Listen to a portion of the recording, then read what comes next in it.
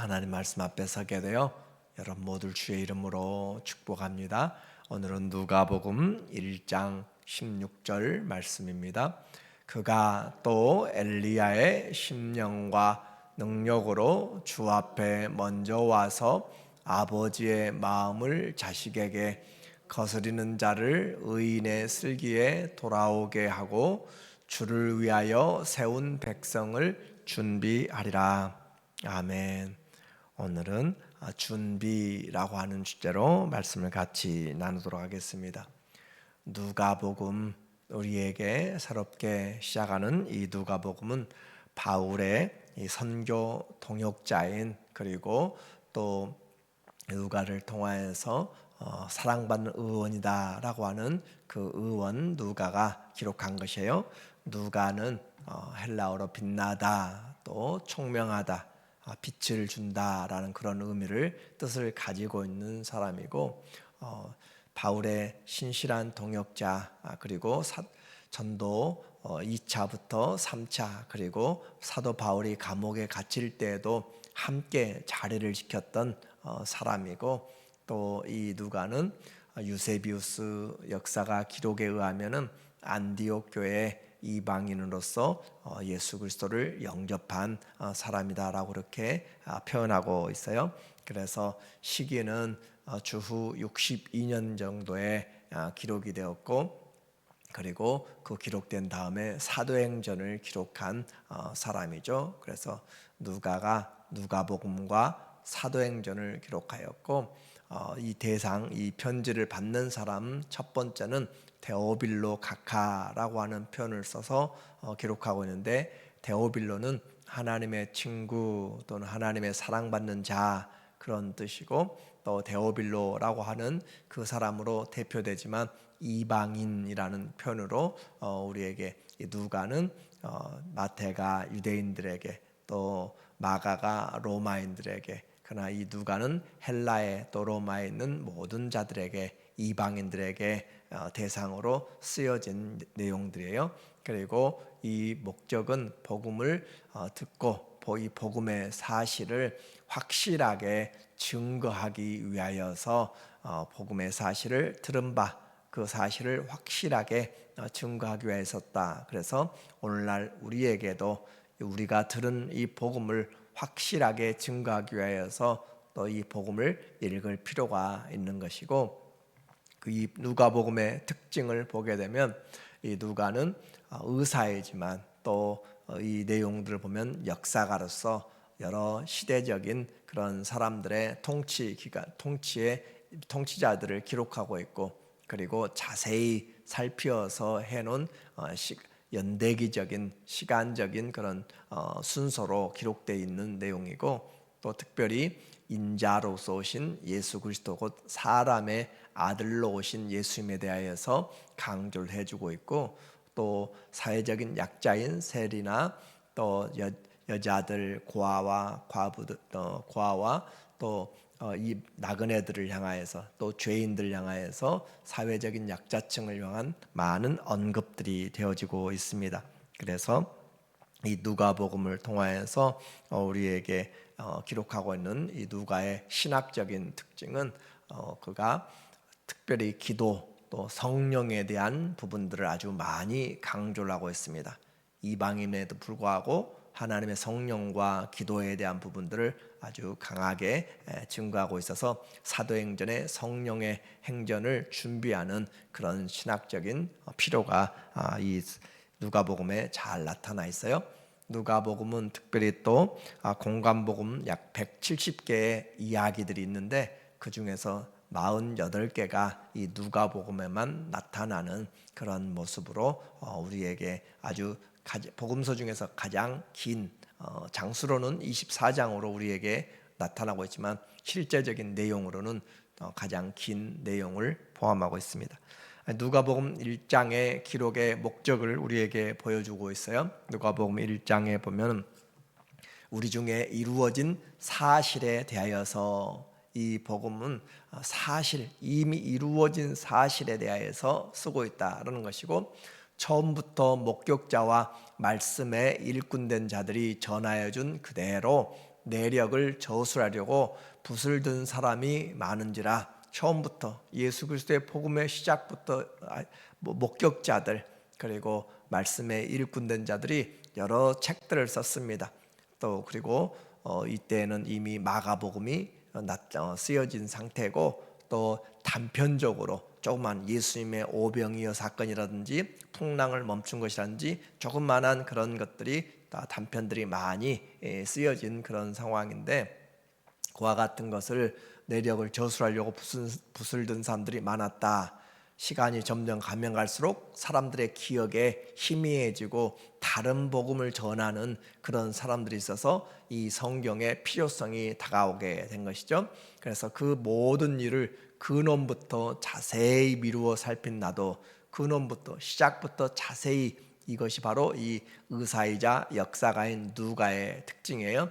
자세히 미루어서 현미경으로 자세하게 형사가 사건의 단서를 찾는 것처럼 그렇게 찾았다라는 것이고, 살핀 나도 데오빌로 각하에게 차례대로 써 보내는 것이 좋은 줄 알았노니, 순서대로 일에 진행되는 순서대로 써서 알려주려고. 목적은 4절에 이는 각하가 알고 있는 바를 더 확실하게 하려 함이로라. 이 각하라고 하는 표현은 사도행전의 베스도 총독, 또 그와 같은 그 공식 직함에 있는 사람에게 쓰여졌던 단어인데, 이 각하가 알고 있는 바를 더 확실하게 하려고 이미 기독교의 초보를 배운 데오빌로에게 더 확실하게 하려고. 그래서 이 데오빌로가 누구인지 우리는 정확하게 알지를 못하는데, 클레멘트의 감사라고 하는 그 책에는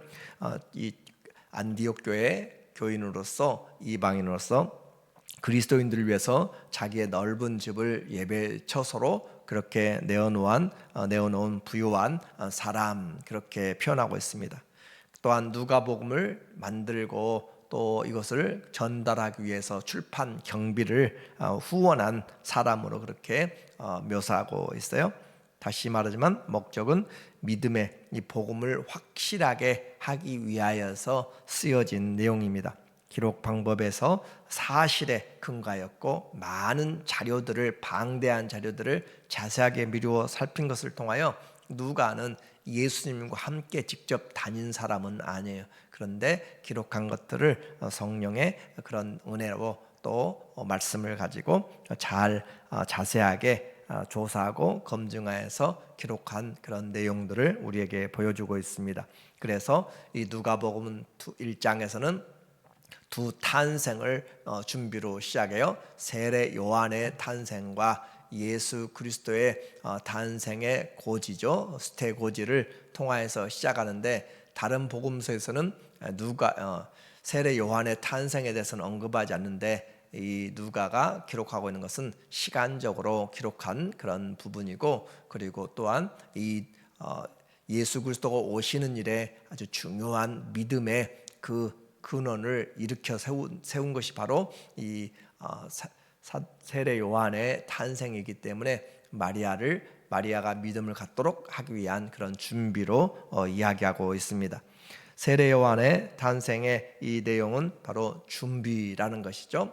우리도 인생은 준비가 얼마나 중요한지, 우리 모두가 다 준비된 자, 그런 사람이 돼야 되는 것은 바로 세상을 살다 보면 준비되지 아니할 때 우리는 아무런 능력도 또 어려운 일들을 당하게 되면 감당할 수 없기 때문에 그래요. 기적적인 출생에 대한 것을 우리는 누가복음 1장에서 이 세례 요한의 아버지 사가랴와 엘리사벳, 이 두 사람은 5절과 6절에 보면 경건한 사람이었고 당시에 아주 의인이라, 그러나 나이가 많았고 아이가 없었다라고 그렇게 이야기합니다. 둘 다 레위 지파로서 아론의 후손으로 제사장 가문인데, 그 가문에서 경건한데 의로운데 자식이 없다라고 하는 것은 당시에는 큰 충격이었고 또 수치스러운 일이었어요. 하나님을 잘 섬기는 경건한 자들이 자녀가 없이, 그래서 이 사람들에게는 걱정과 근심이었는데, 하나님 앞에 예배드리는 그 절기에 아비야 반열에 들어가 있는 사가랴는 하나님 앞에 가서 분향하는 그런 순서가 되었습니다.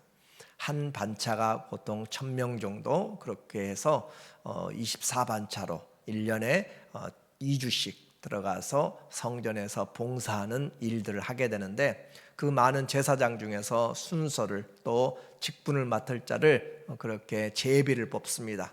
누가 들어가서 떡상에 떡을 진열할 것인가, 누가 장작을 할 것인지, 누가 또 가서 분향할 것인지 제비를 뽑는데, 이 사가랴가 분향하는데 뽑혀서 들어가서 분향을 하는데 천사 가브리엘이 나타나 그에게 이 기쁨의 좋은 소식을, 세례 요한의 탄생을 알려주게 돼요.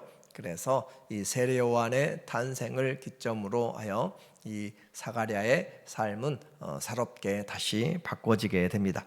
사가랴 11절에 보니까 말하기를 주의 사자가 그에게 나타나 향단 우편에 선지라. 이 향단 성소 안에 있는 분향단을 말해요.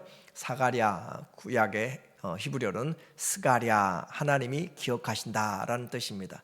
사가랴가 보고 놀라며 무서워하니 천사가 그에게 이르되 사가랴여 무서워하지 말라, 너의 간구함이 들린지라.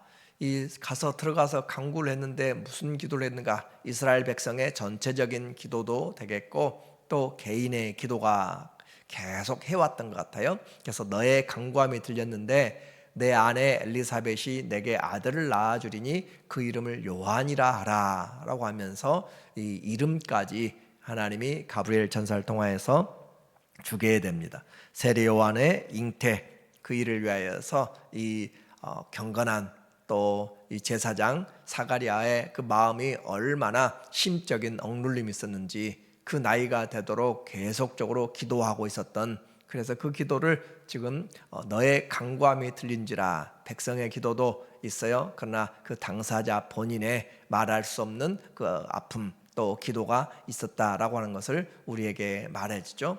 여러분도 우리도 주의 나라와 의를 구하는 것이 먼저예요. 그러나 누구에게도 말하지 않는, 말할 수도 없는 그런 개인적인 기도, 쉴 수 없는 것들, 그 기도들이 우리에게 있다는 것을 우리는 알고 또 간구하면 하나님께서는 다 알고 계신다는 거죠.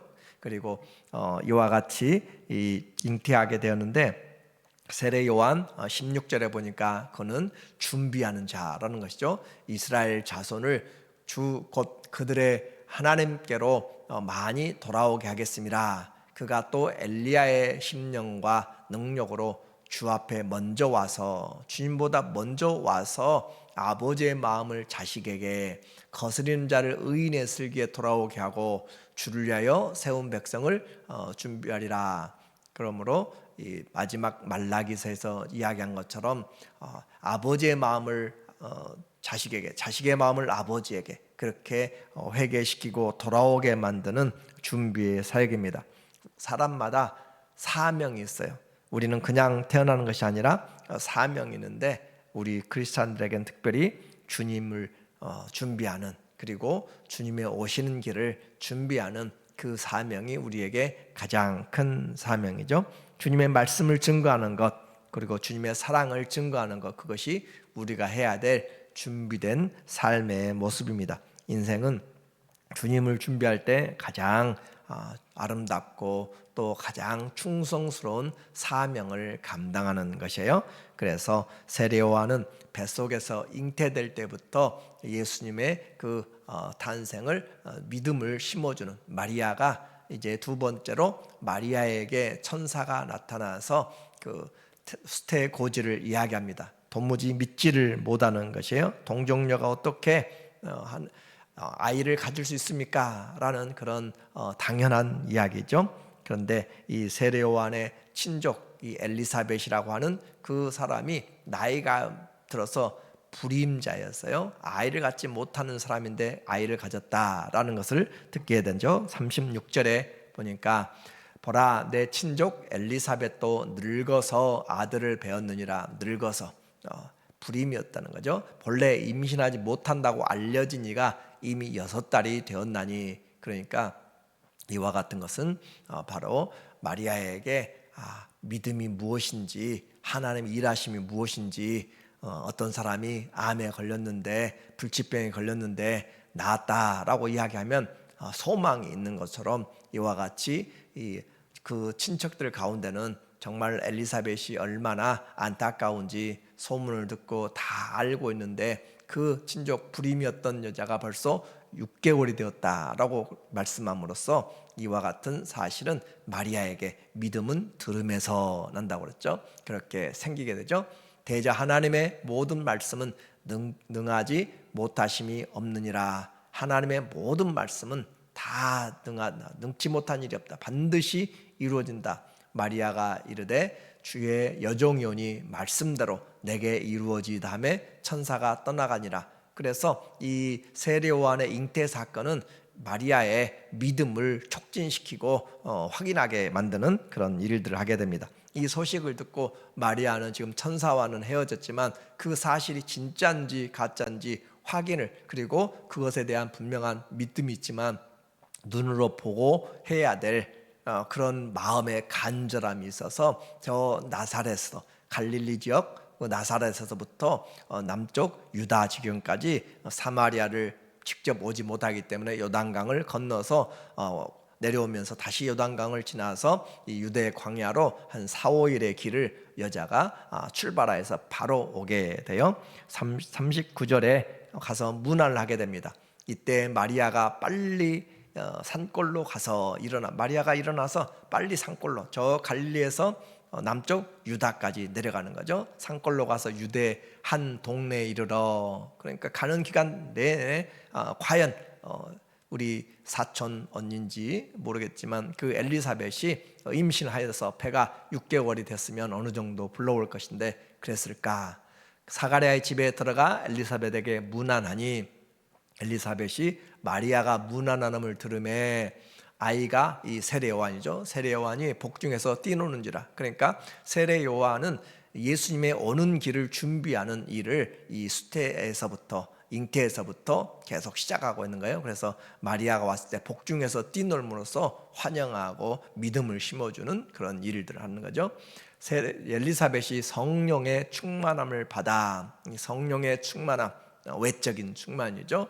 큰 능력으로 불러 이르되 여자 중에 네가 복이 있으며 내 태중의 아이도 복이 있도다. 마리아는 전혀 지금 이 자기의 이야기를 하지도 않았는데 엘리사벳이 먼저 이야기해요. 성령으로, 그렇죠. 성령의 충만하여서 여자 중에 네가 복되다.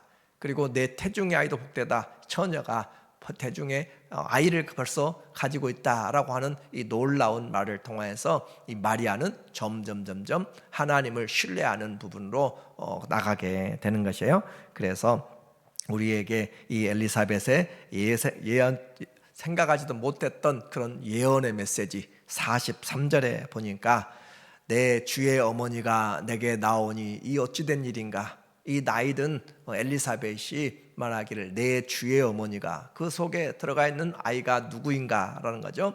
내게 나오니 이 어찌된 일인가. 보라, 내 문안하는 소리가 내 귀에 들릴 때 아이가 내 복중에서 기쁨으로 뛰놀았도다. 그러니까 세례 요한이 복중에서 그리스도를 바라보면서 얼마나 기뻐했는가라는 거예요. 주께서 하신 말씀이 반드시 이루어지리라 하고 라고 믿은 그 여자에게 복이 있도다.